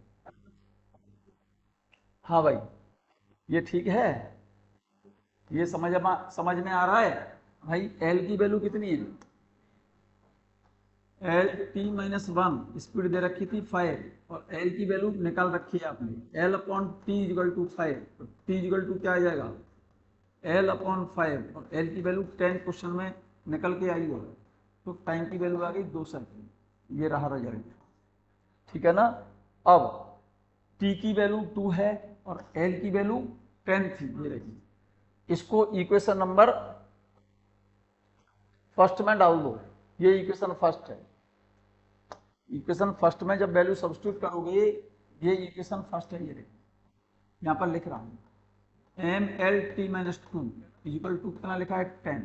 अब हमको एल और टी की वैल्यू पता चल गई है, एम की वैल्यू निकालनी है। एम इक्वल टू क्या कर दूँ 10 अपॉन एल इंटू टी की पावर माइनस टू, टी की पावर माइनस टू को ऊपर ले जाओ, 10 upon L into T square हो जाएगा 10। एल की वैल्यू कितनी दे रखी है 10, टी की वैल्यू कितनी है 2, 2 का स्क्वायर कराएंगे तो 4, 10 से 10 कैंसिल, ये आ गया 4 kg। एम की वैल्यू आ गई 4 kg। क्लियर है? तो ये चेक कर लो, ये यहाँ पर सॉल्व हो रहा है, देखो ये रहा, ठीक है ना। एम की वैल्यू 4 kg आ गई। क्लियर है ये बात? नेक्स्ट क्वेश्चन देखिएगा, ये भी कल मैं करा चुका हूं बच्चों। If the unit of force mass and length are kilogram force, force को तो लिखा हुआ है बच्चों किलोग्राम फोर्स में, मास को लिखा हुआ है क्विंटल में, और लेंथ को लिखा है किलोमीटर में respectively, then obtain the value of time in given system. तो इसमें मैंने क्या किया है जरा चेक कर लो। फोर्स का डायमेंशनल फॉर्मूला मैंने लिख लिया M L T minus two, तो यहां से टाइम निकालना है, टी की पावर माइनस 2 है ना, ये टी की पावर माइनस 2 को आप इधर लाओगे तो टी की पावर प्लस 2 हो जाएगी, और एफ को नीचे ले जाओ तो टी स्क्वायर इक्वल टू हो गया एम एल अपॉन एफ। मास दिया है क्विंटल में, लेंथ दिया किलोमीटर में, फोर्स दिया है किलोग्राम फोर्स में, ठीक है। एक क्विंटल में, क्विंटल को किलोग्राम में कन्वर्ट कर लो 100 किलोग्राम, किलोमीटर को मीटर में कन्वर्ट कर लो, 1 किलोमीटर में 1000 मीटर होते हैं, किलोग्राम फोर्स में 10 जी, 1 किलोग्राम फोर्स बराबर होता है जी न्यूटन, जी न्यूटन, जी की वैल्यू लिख दी है मैंने 10, और न्यूटन को मैं लिख सकता हूं किलोग्राम, इस न्यूटन को लिख सकता हूं किलोग्राम मीटर पर सेकंड स्क्वायर। चेक करो, किलोग्राम से किलोग्राम कैंसिल, मीटर से मीटर कैंसिल, ठीक है ना। और ये अपॉन में लिखा है ना सेकंड स्क्वायर, इस सेकंड स्क्वायर को ले जाएंगे ऊपर, जरा चेक करो, 1 जीरो यहाँ से कैंसिल कर लेना, 1 2 3 4, 4 जीरो का मतलब 10 की पावर 4, सेकंड स्क्वायर पहुंच गया ऊपर, ठीक है। T square equal to 10 power 4 second square, time की वैल्यू आ गई 100 सेकंड। क्लियर? चलिएगा नेक्स्ट क्वेश्चन जो बच्चों कराना था मुझे, वो आप नोट कर लें। If the unit of velocity of light and acceleration due to gravity are 3 into 10 power 8 metre per second and 9.8 metre per second square. ये कह रहा है if the unit of velocity of light and acceleration due to gravity, मतलब light की velocity 3 into 10 power 8 और इसकी unit लिखी है उसने मीटर पर सेकेंड, और एक्सेलरेशन ड्यू टू ग्रेविटी की वैल्यू दे रखी है उसने 9.8 मीटर पर सेकेंड स्क्वायर। तो ये पूछा है then obtain the unit of length and time. तो लेंथ और टाइम की वैल्यू कितनी होगी इसमें, लेंथ एंड टाइम, जरा चेक करो, मैं यहीं पर लिख रहा हूं। ये तो लाइट की स्पीड है, लाइट की स्पीड कितनी है एल टी माइनस 1, और ये वैल्यू कितनी दे रखी है उसने 3 इंटू 10 पावर 8, और एक्सेलरेशन ड्यू टू ग्रेविटी ये एल टी माइनस 2, और इसकी वैल्यू दे रखी है 9.8। क्लियर है? एक काम कर लो, इस इक्वेशन को फर्स्ट कह दो, इसको कह दो सेकंड। इक्वेशन फर्स्ट को सेकंड से डिवाइड कर दो, इक्वेशन फर्स्ट को सेकंड से डिवाइड कर दो, टाइम की वैल्यू आ जाएगी। चेक करो, फर्स्ट इक्वेशन को सेकंड से डिवाइड करोगे तो एल टी माइनस 1 को एल टी माइनस 2 से डिवाइड करोगे, देखो L T minus 1 upon L T minus 2 equal to 3 into 10 power 8 divided by 9.8। यहाँ से L से L कैंसिल, t माइनस 1 ऊपर है, t माइनस 2 नीचे है, एक t बचेगा ना ऊपर, देयरफॉर t आ गया ऊपर। भाई इस t की पावर माइनस 2 है, ये t की पावर माइनस 1 है, 1 माइनस 1 से 1 माइनस 1 कैंसिल हो जाएगा, t की पावर माइनस 1 नीचे बचेगा, t की पावर माइनस 1 को ऊपर ले जाएंगे तो आ जाएगा t इक्वल टू, यहाँ पर वैल्यू कितनी बची है 3 इंटू 10 की पावर 8, इसको मैं 10 पावर 7 लिख रहा हूँ, एक जीरो में यहाँ बढ़ा रहा हूँ, डिवाइडेड बाई 9।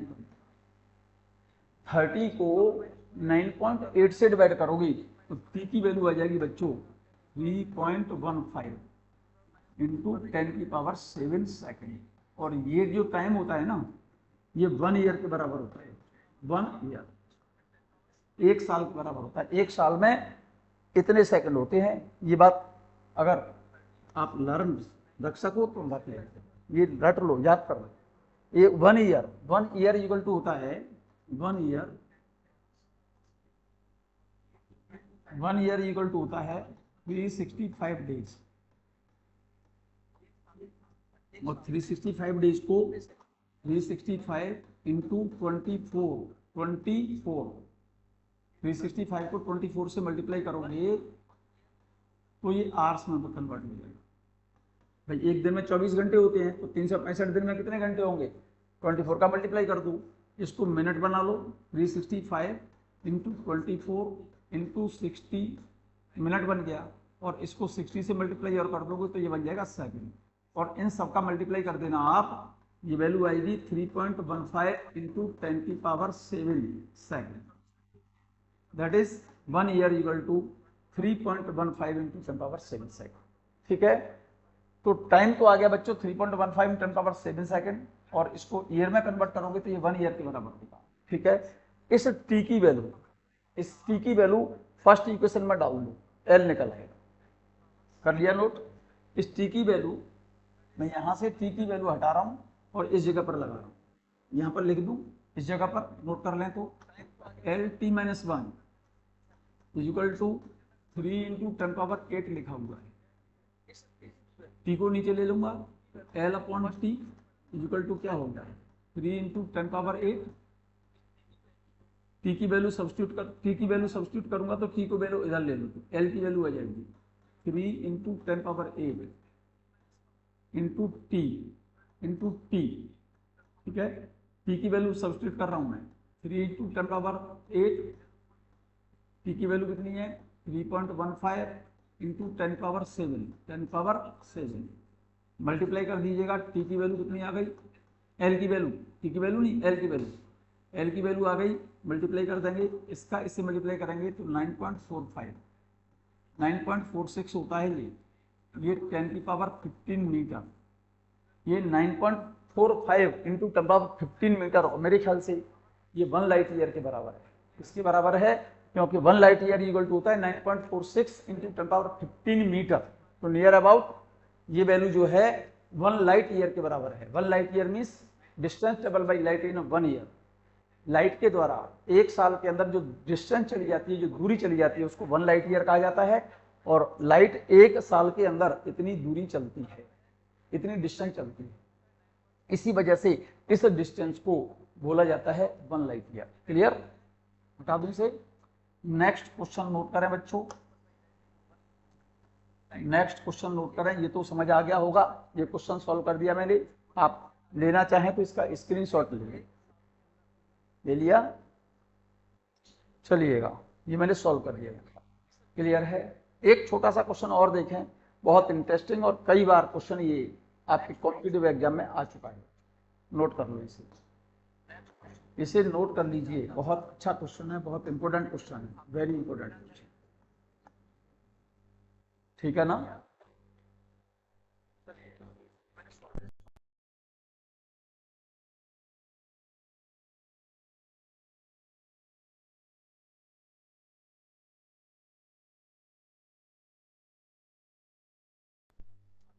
नोट कर लिया होगा बच्चों आप लोगों ने ये question. Express G H and C in a term M L and T. क्या कहना चाहता है वो? ये चाहता है जी एच और सी को एम एल और टी के टर्म में रिप्रेजेंट करना है। मतलब इनका डायमेंशनल फॉर्मूला हमको एम एल और टी के टर्म में लिखना है।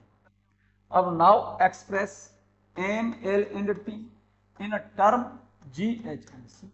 अब ये चाहता है, पहले तो ये नोट कर, ये बताना है आपको जी एच और सी को एम एल और टी के टर्म में लिखना है। मतलब जी एच और सी का डायमेंशनल फॉर्मूला हमको एम एल और टी के टर्म में लिखना है। अब अगेन वो क्या चाहता है, एम एल और टी को एक्सप्रेस करना है, आपको रिप्रेजेंट करना है जी एच और सी के टर्म में। मतलब एम एल और टी, एम की वैल्यू हमको जी एच सी के टर्म में निकालनी है, एल की वैल्यू जी एच और सी के टर्म में निकालनी है, और टी की वैल्यू जी एच और सी के टर्म में फाइंड करनी है। मतलब जी एच और सी एम एल और टी पर किस तरह से डिपेंड है? पहले तो ये बताना है, फिर बताना है आपको एम एल और टी जी एच और सी पर किस तरह से डिपेंड कर रही है, उनका रिलेशन बताना है आपको। क्वेश्चन लिख लिया, मैं जरा गौर से देखें बच्चों, इसे नोट कर लें, ठीक है। ये मैं सॉल्व करके दिखाता हूं बच्चों, आप इसको इस तरह से सॉल्व करो आप। पहले तो वो पूछ रहा है जी, और फिर पूछ रहा है एच, और फिर पूछ रहा है सी। जी एच और सी को एम एल और टी के टर्म में रिप्रेजेंट करना है। G here G is a universal gravitation constant, question में गिवन होगा ये। जी यहां पर यूनिवर्सल ग्रेविटेशन, और सिंपल मेथड बता रहा हूं इसका, ग्रेविटेशन कांस्टेंट, आप ध्यान देंगे इसमें, ठीक है। यहां पर एच, क्वेश्चन में एच गिवन होगा आपको, इसको बोला जाता है प्लांक्स कांस्टेंट, प्लांक्स कांस्टेंट। सी यहां पर स्पीड, लाइट की स्पीड है, स्पीड ऑफ लाइट,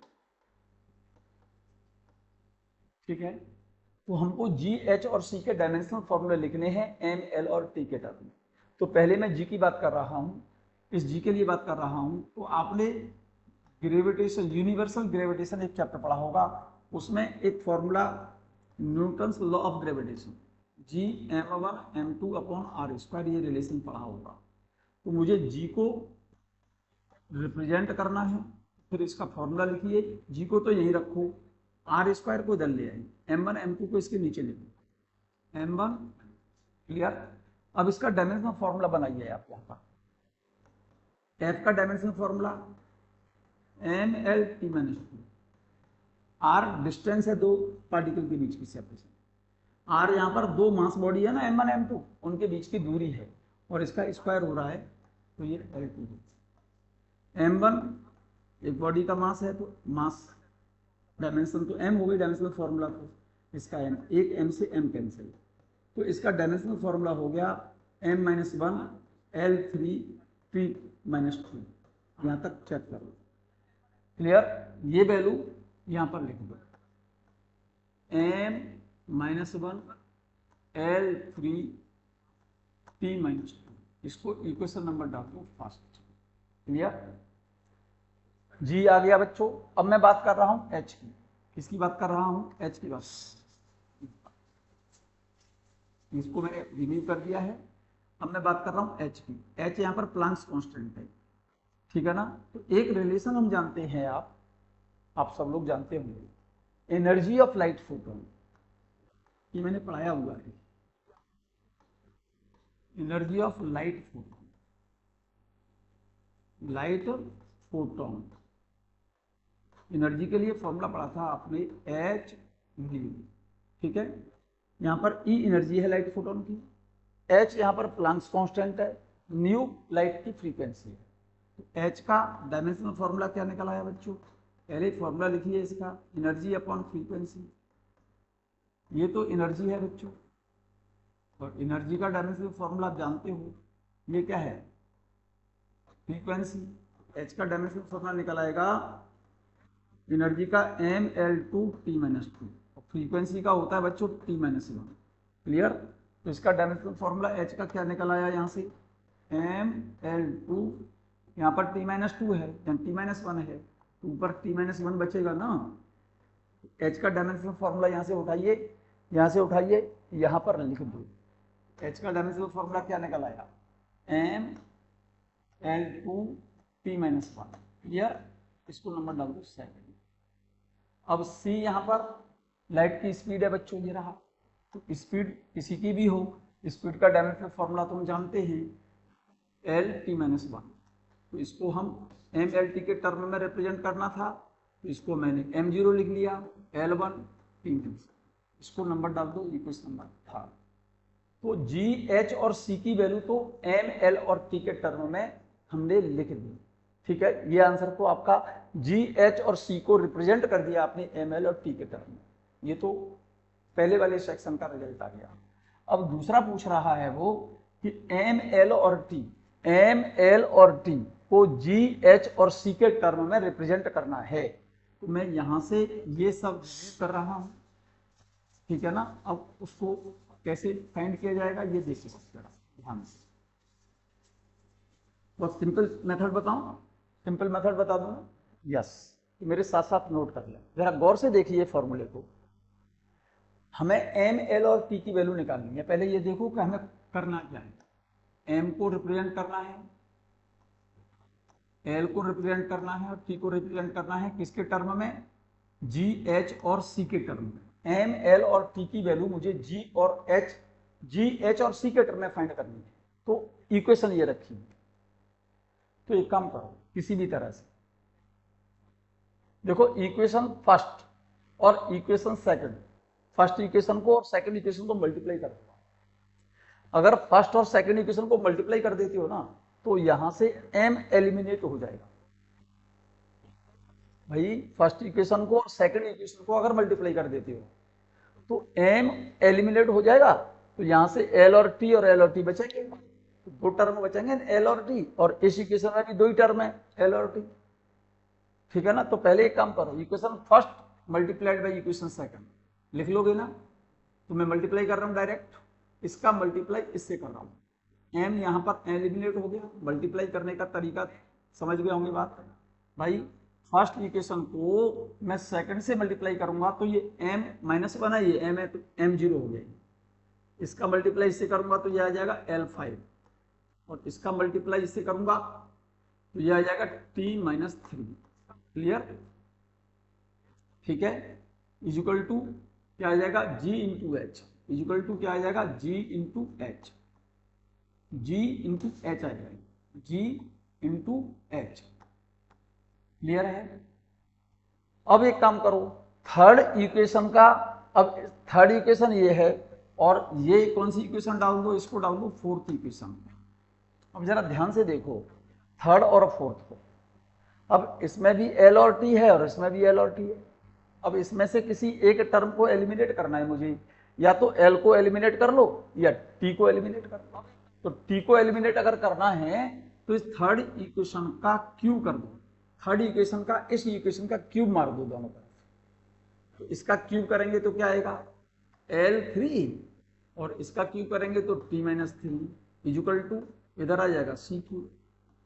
इसको डाल दो फिफ्थ इक्वेशन, ठीक है। अब देखो जरा गौर से, फोर्थ को फिफ्थ से डिवाइड कर दो, फोर्थ इक्वेशन को फिफ्थ से डिवाइड कर दो तो t की पावर -3 कैंसिल हो जाएगा। Equation fourth divided by fifth तो क्या आएगा, इसको इस इक्वेशन को इस वैल्यू को इससे डिवाइड करोगे तो t की पावर -3 कैंसिल हो जाएगा। यहाँ पर l की पावर 5, यहाँ पर l की पावर 3, डिवाइड करोगे तो क्या बचेगा, यहाँ से l की पावर 2 बचेगा, इक्वल टू इसको इससे डिवाइड किया तो क्या आएगा, G H upon C Q, इसको ले जाओ ऊपर तो क्या हो गया, जी एच सी की पावर 3 क्लियर। एल देखो फाइंड हो गया, यहाँ से एल की वैल्यू निकल आई कितनी, जी की पावर हाफ, स्क्वायर रूट ले लो। अरे भाई एल स्क्वायर हो रहा है ना, तो इसका स्क्वायर हटाओगे तो रूट लेना पड़ेगा ना आपको इसका।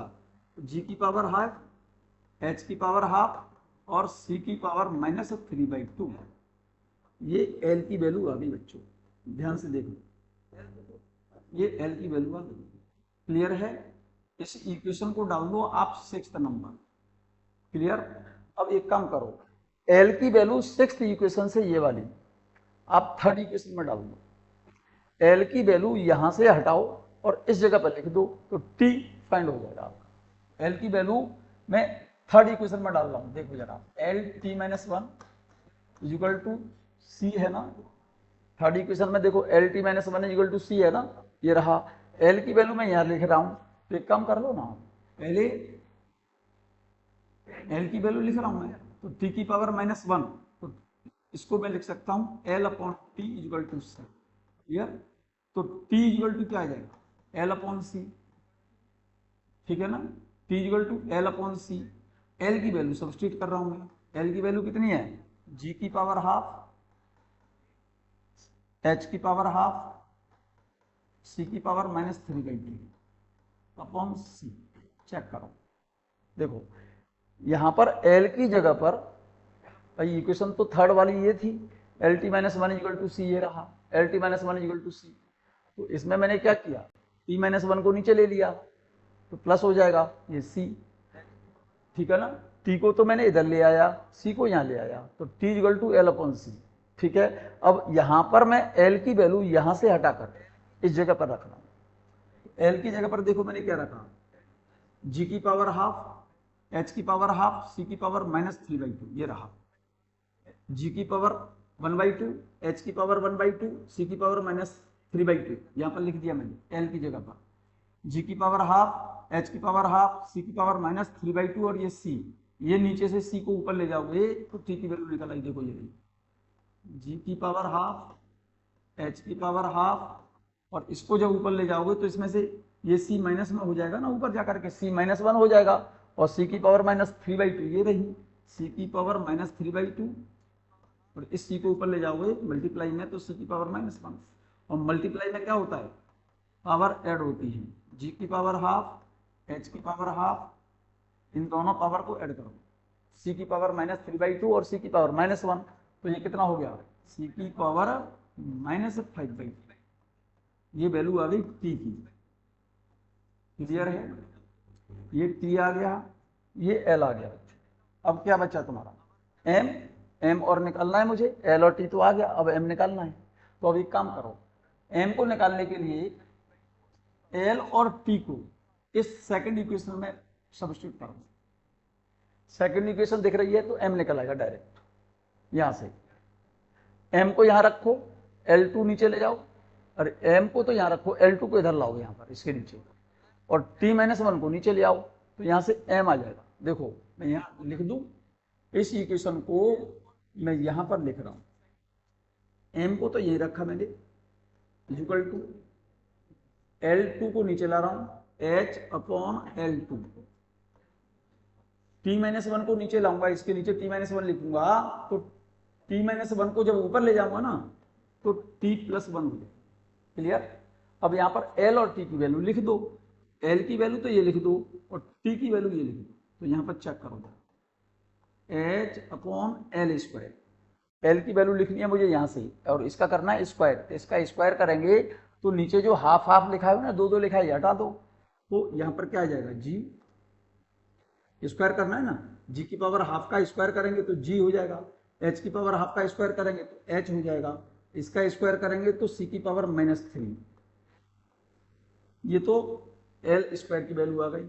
अब इस जगह पर टी की वैल्यू और लगानी है, तो यह टी ये लिखा हुआ है, टी की वैल्यू कितनी है, जी की पावर हाफ, एच की पावर हाफ, सी की पावर माइनस 5/2। अब चेक करो, देखो देखिएगा, एक एच से ये एच कैंसिल, क्लियर, ये जी जाएगा ऊपर, और जी की पावर हाफ तो ये रहा, और ये जी जब ऊपर जाएगा तो जी की पावर माइनस वन होगा, और जी की पावर माइनस वन में से 1/2 कम कर दोगे तो m की वैल्यू आ गई, जी की पावर माइनस हाफ आएगी ऊपर जाकर, माइनस हाफ। h की पावर चेक करो, h तो यही बचा, नीचे तो h है नहीं, h की पावर हाफ। अब c को चेक करो, c की पावर -3 ये है, माइनस 5/2 ये है, चेक करो, ये तो -3 है, यहाँ -5/2, तो -3 को जब ऊपर ले जाओगे यहाँ पर तो c की पावर +3 हो जाएगी, तो c की पावर -5/2 +3, तो ये वैल्यू आ जाएगी c की पावर हाफ। चेक कर लो, ये वैल्यू चेक कर लो, मैंने थोड़ा सा अंडरलाइन कर दिया है, बाउंड्री बना दी बच्चों से, क्लियर है।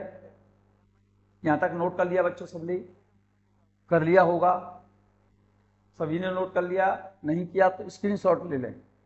ये क्वेश्चन बहुत इंपॉर्टेंट है, मेथड समझ में आ गया होगा। जी, एच और सी को एम, एल और टी के टर्म में तो मैंने यहाँ रिप्रेजेंट कर दिया है।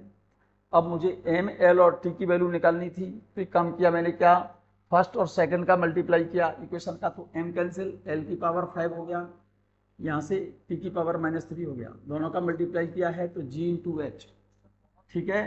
थर्ड इक्वेशन ये लिखी हुई है, थर्ड इक्वेशन का मैंने क्या किया है, क्यों किया है, क्योंकि एल और टी यहाँ पर है और एल और टी यहाँ पर है, और इस थर्ड इक्वेशन से फोर्थ इक्वेशन से मुझे कोई एक वैल्यू, या तो एल एलिमिनेट करो इन दोनों में से, या टी एलिमिनेट करो। तो मैंने क्या किया, टी को एलिमिनेट करने के लिए इस वाली इक्वेशन का क्यू कर दिया, तो इसका क्यू मार दिया, तो यहाँ पर L3 हो गया, ये T-3 हो गया, या C3 हो गया।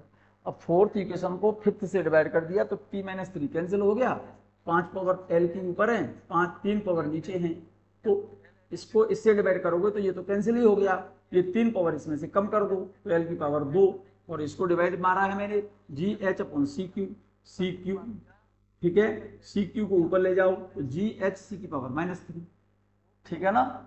स्क्वायर हटाना है अब यहाँ से, तो इसका रूट मार दिया मैंने, अरे स्क्वायर हटाऊंगे तो इसका रूट करना पड़ेगा ना, तो G की पावर हाफ, H की पावर हाफ, C की पावर -3/2, ये L की वैल्यू आ गई। L की वैल्यू यहाँ से हटा करके मैंने थर्ड इक्वेशन में सब्स्टिट्यूट किया है, तो थर्ड इक्वेशन को देखो मैंने इसको कैसे लिखा है, LT-1 = C, अरे भाई LT-1 = C यहाँ लिख दिया मैंने, T को नीचे ले आया, L की वैल्यू सब्स्टिट्यूट करनी है मुझे, T की वैल्यू फाइंड करनी है, तो T को यहाँ ले जाओ, C को यहाँ ले आओ, तो T = L/C। अब इस इक्वेशन में L की वैल्यू यहाँ से हटाकर, इस जगह से हटाकर, देखो ये रही, इस इक्वेशन में इस L की वैल्यू, ये वाली वैल्यू इस L की जगह पर मैंने सब्स्टिट्यूट किया है, तो ये वैल्यू कितनी है, G की पावर हाफ, H की पावर हाफ, C की पावर -3/2, तो L की जगह पर G की पावर हाफ, H की पावर हाफ, C की पावर -3/2, और ये C है।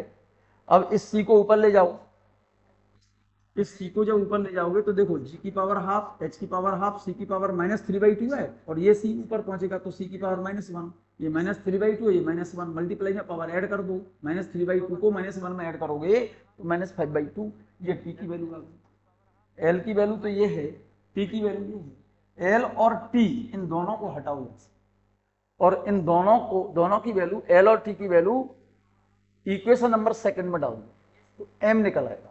तो देखो जरा, इसको सॉल्व करने के लिए मैंने क्या किया, इसको एरो करके मैंने यहाँ लिख दिया है, M को तो यही रखा, ये रहा, L² को नीचे ले आया, H/L², T-1 को नीचे लाऊंगा तो T-1 और -1, T की -1 ऊपर ले जाऊंगा तो T+1 हो जाएगा, तो ये तो H हो गया। T की वैल्यू मैंने हटा करके यहाँ से डाली, और L की वैल्यू मैंने हटाकर यहाँ से डाली, तो देखो क्या हो रहा है, L² हो रहा है, तो इसका स्क्वायर करो और यहाँ लिख दो, इसका स्क्वायर करेंगे तो G की पावर हाफ का तो G हो गया, H की पावर हाफ का H हो गया, इसका स्क्वायर करोगे तो इसकी पावर -3/2 का स्क्वायर करोगे तो -3 हो गया। अब इस T की जगह पर वैल्यू और रखनी है मुझे, तो यहाँ से T की जगह पर वैल्यू और रख दो, तो ये वैल्यू रख दी T की, मैंने ये वाली यहाँ से हटा करके इस T की जगह पर है, इस T की जगह पर लिखा है ना, देखो यहाँ पर ये टर्म तो इतना आ गया, और इस T की जगह पर ये वैल्यू लिख दी मैंने, ये रही, G की पावर हाफ, H की पावर हाफ, C की पावर -5/2।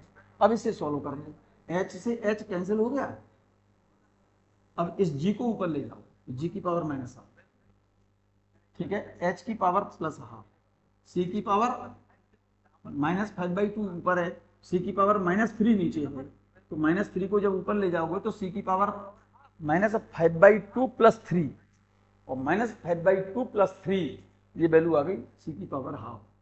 क्लियर है, M की वैल्यू है, M, L और T, M, L और T, तो देखो चेक करो ध्यान से, M GHC के टर्म में आ गया, वही चाहता था, M को GHC के टर्म में चाह रहा था, L भी GH और C के टर्म में आ गया, और T भी GH और C के टर्म में आ गया, तो आंसर आपका M ये रहा, L ये रहा, T ये रहा। क्लियर, सॉल्व करने का तरीका समझ आ गया बच्चों? ठीक है बच्चों, यूनिट एंड डायमेंशंस, इसका यूज मैंने 3 यूज बताए हैं आपको। एक तो किसी फॉर्मूले को चेक करना, to test the correctness of given relation. दूसरा बताया था मैंने, to drive the correct relationship by dimensional analysis. Third बताया था मैंने, to convert one system into another system.